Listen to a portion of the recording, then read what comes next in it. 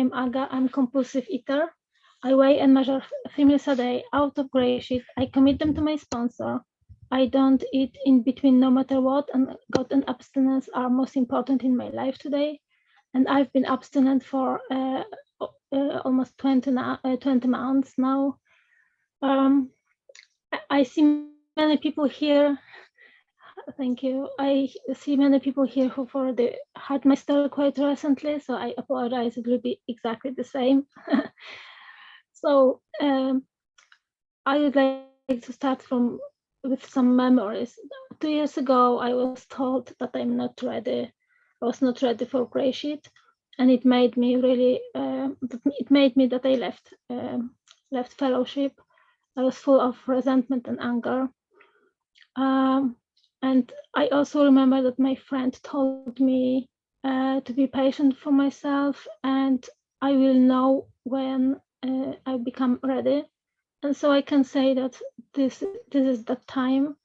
And I don't think I'm ready because I need GreySheet. It's because I want it. And I've chosen my abstinence one day at a time. And it's really precious to me. I would like to mention some points from my past. As a baby, I was very hungry all the time, like 24 hours. I was crying for being fed. And then when I was a toddler, in turn, I was forced I had to be encouraged to eat, and sometimes even forced.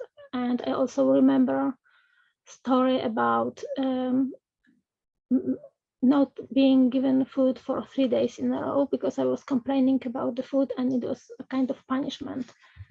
So since then, I had no problems with eating anymore, and I can't remember dieting as a teenager, but I remember my mom saying all the time, "Don't eat so much because you will be fat." But what I've heard instead was that I'm fat.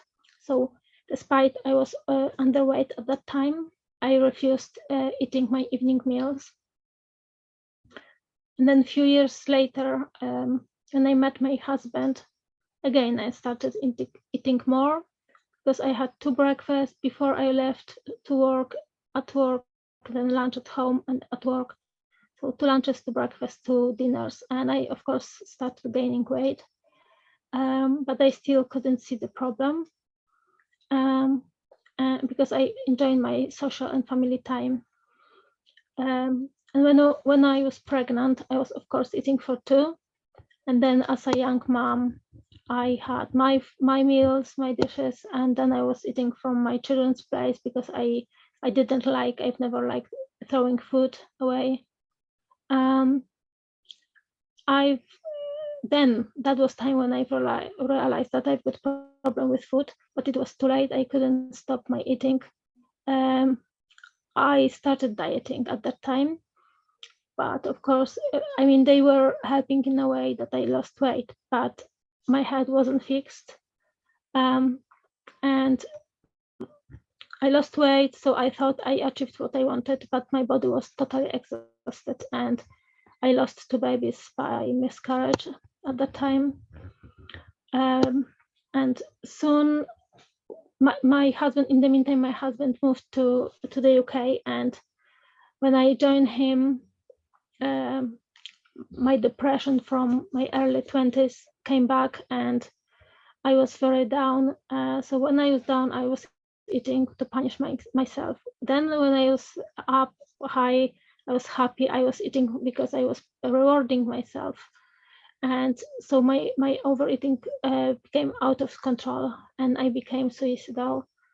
In March 2019, I met a GreySheeter, and I watched him while he was weighing and measuring his food.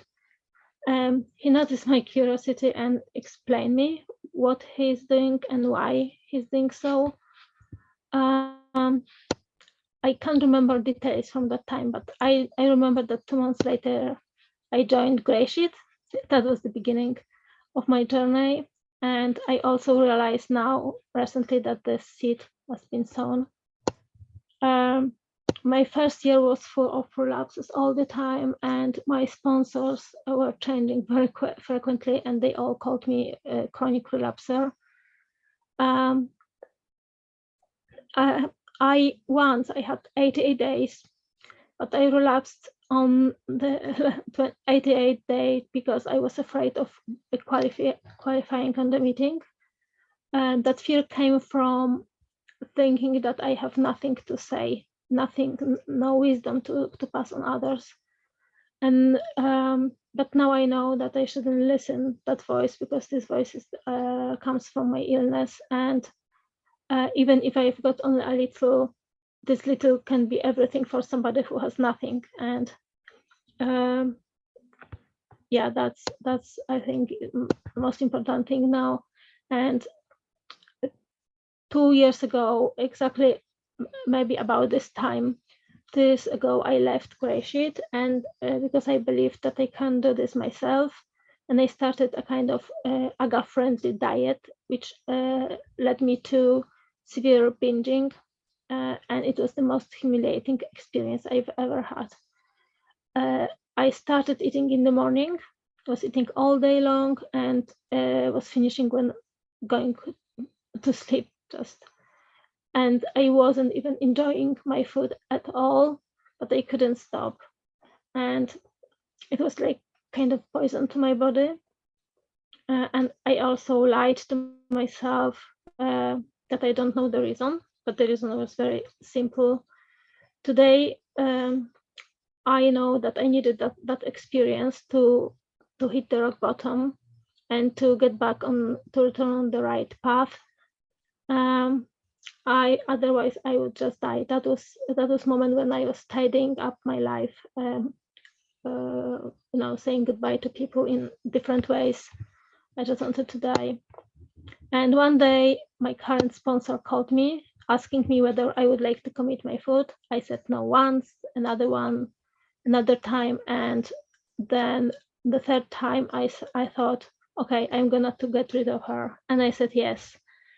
And that step, I do believe that step was like jumping into God's arms, because since then everything changed. And I had few days once at the very beginning, but after a week or two,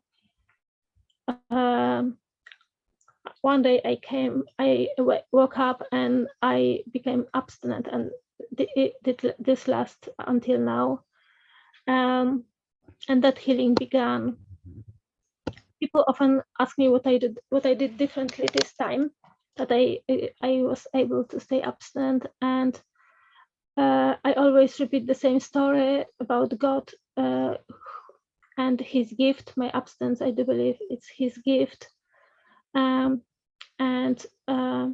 my abstinence is the most important thing at the moment for me, just after God, of course. And I always was thinking that abstinence wasn't deserved, but now I know that I was working hard on it, and my role now is to share my experience with those who still suffer. I have to say the truth that when I joined GreySheet, it was because I had a problem with weight, but very soon it turned out that this is only the top of the iceberg. Because my problem was much deeper, and it was called compulsive eating. At the beginning, when I joined GreySheet, I only remembered a few things, like past few years, and I thought that's my story about overeating. But when I was attending the meetings and listened to other people's stories, I realized that this illness started much further in my childhood, as I said before. And I also realized quite recently that my addiction comes from trauma, which was built around memories about food from my childhood. And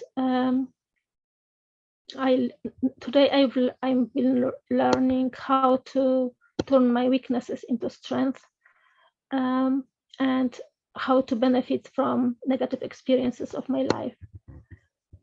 today I've got my 3 meals, which I like calling my lighthouses. And usually my meals are very simple. 5 minutes. Thank you, Laura. Thank you very much.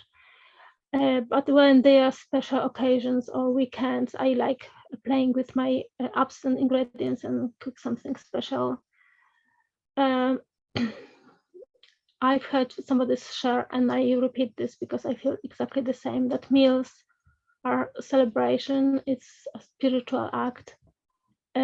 Because when I feed myself, I feed a person who was created by God, and I have to look after myself the best I can. And also, time between meals is time for God. It's time for prayer and meditation.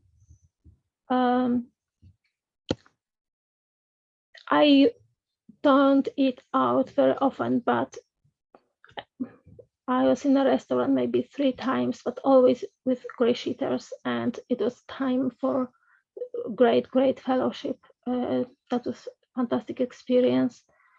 And yeah, it was always the same kind of food, which is safe, and we all know what kind of food it is. Also, I'm still struggling with outage calls, but last few weeks or months experiences show me that there's nothing to be afraid. And I was explaining myself so far that, oh, I'm scared because somebody may be busy, people may be angry at me that I call. But it was the truth that it was just my pride and nothing else. And what else? The most important thing in GreySheet, which I've learned, is my honesty. Because I do believe when I'm honest in small things, I can be honest in big things as well. And when I allow myself for very small lie once, it becomes the beginning of a relapse again. I also believe that newcomers are the most important at each meeting and in this fellowship. I have to be open, I have to be vigilant, I have to be careful. And I want their experience to remember where I don't want to go back. And I do believe also that counting days is not as important. What is important is my relationship with God and trying to practice and to become confident in weighing and measuring and eating our food.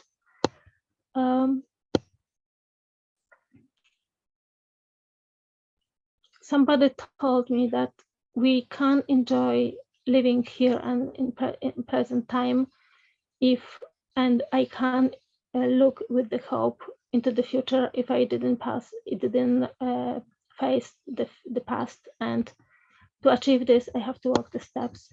This is important thing, however, it's quite difficult. And walking the steps is a time for learning how to forgive other people and myself, mostly myself. And GreySheet taught me also self-love.